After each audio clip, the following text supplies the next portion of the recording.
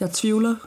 Jeg tvivler på Nettos åbningstider, og jeg tvivler på ordet tvivl, som bliver mere og mere sært, jo flere gange du siger og skriver det. Jeg tvivler på eksistensens grundlag, og jeg tvivler især på den her søndag. Jeg tvivler på, at kvoten for 20 mænd nogen ende vil tage, og jeg tvivler på mine egne evner, når jeg ser på andres.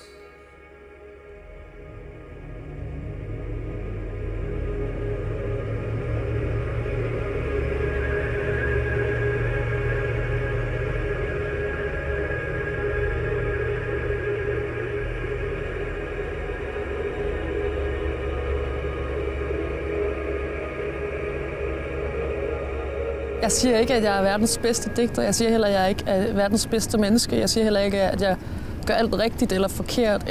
Jeg siger bare, at jeg gør det, og jeg gør noget. Jeg er utrolig sceneskræk. Ikke så meget, som jeg har været. Men jeg har altid været et blufærdigt menneske. Og, altså, mit selvværd har det sådan okay, ikke? Men jeg er meget, også meget privat på rigtig mange punkter. Og selvom det slet ikke virker sådan, og det er mig, og jeg er rævedamen, og jeg skal være hende den vanvittige, og jeg er også det. Jeg er også det hele. Jeg er også bare så meget andet, og det tror jeg også, det kan man også se, når jeg går på scenen, at jeg bliver sgu genert. En flaske sprit, et par øl og godt og vel 12 centiliter af instinkter, godt finpudset af brænder, den sætter ild til pandehåret og puster røgen ud i slangedans mod den sorte silhuet ovenover. For det går stærkt at leve. Det går hurtigere og hurtigere og hurtigere, og det hele snor når man også drikker. De tomme gader er efterladte, krigszoner og ekkoet af midnatstimen begynder. Inden forzonen vil vise sig, og de faldende fuglefjer i rendestenen vil minde os om, at ingen af os nogensinde vinder, og det egentlig er helt okay.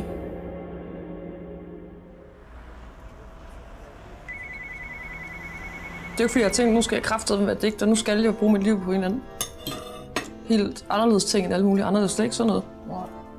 Men også hvis jeg skulle sidde og slide og slæbe for at skrive, så kunne jeg lige så godt bare lave noget andet. Altså.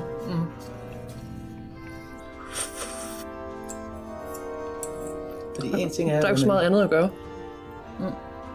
Tænker jeg. Hvordan? For jeg kan ikke lade være. Og så kunne jeg jo lige så godt bare blive sygeplejerske og gå og være ulykkelig resten af mit liv. Hvorfor tror du ville være ulykkelig som sygeplejerske? Jeg tror, hvis jeg nu er lykkelig nu, ja. Så hvad skulle jeg så lave om på? Hvis man nu har morbriller på, ikke? Så kan det godt se ud, som om det også er et hårdt liv. Ja. Et liv, der måske kommer til at slide en unødigt meget, meget tidligt. Begynder du at græde nu? Nej, du kan ikke græde. Er du sikker? Ja, jeg lover jer. Nå, okay.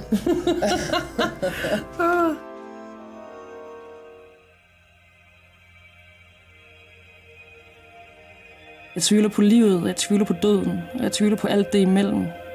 Jeg tvivler på det næste måltid og den næste omgang. Min far var jazzmusiker, astronaut og lommetyv. Min far redte op til mig i hans kuffert. Dækkede bord med aviser på gulvet. Pasta og kødsovs foran fjernsynet, inden vi badede i vasken i køkkenet. Urørlige netters. Hallucinerende herkomst. Disse langdistanceforhold til virkelig vanvid og galskaben skabte os som dyr. Jeg siver ud som en glødende gul og betændt lavemasse, som æder bilerne og vejarbejder. Banan til han på hjørnet og står til vækst og ro og hele flyver ind i glasfacaden. Som vilde indianer under København for 4 sal. Lægger rørende drøftings min far ind i et mentalt selvmord hver eneste under København.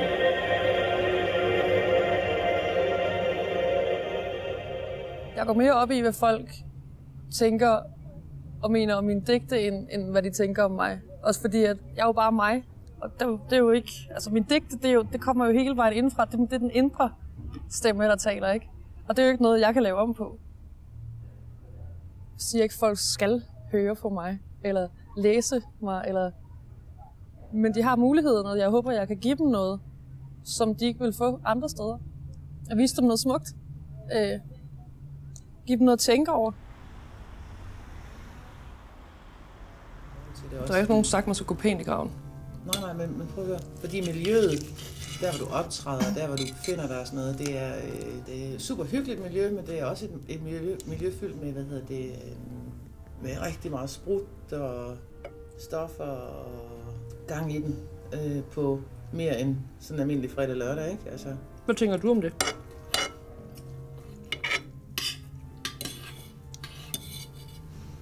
Jamen, det kan godt bekymre mig en lille smule nogle gange. Og jeg tænker, hvor lang tid kan du blive ved med at holde til det?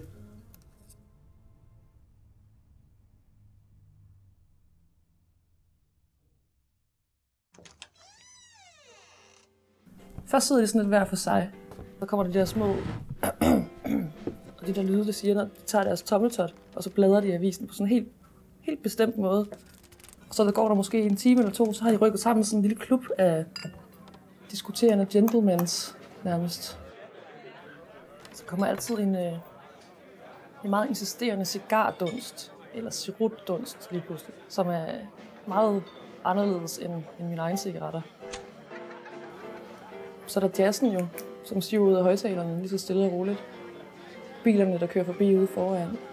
Og selvom hele København buldrer rundt, så er det bare som om, man sidder fast i en perfekt og bøvernrød og brun lille atmosfære af liv, hvor at charmen fra gamle dage og tider, den sådan lister sig ind på en.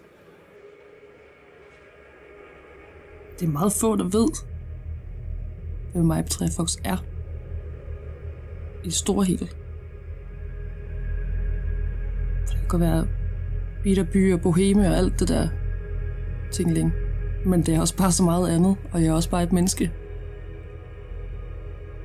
Ja, jeg er bare et menneske.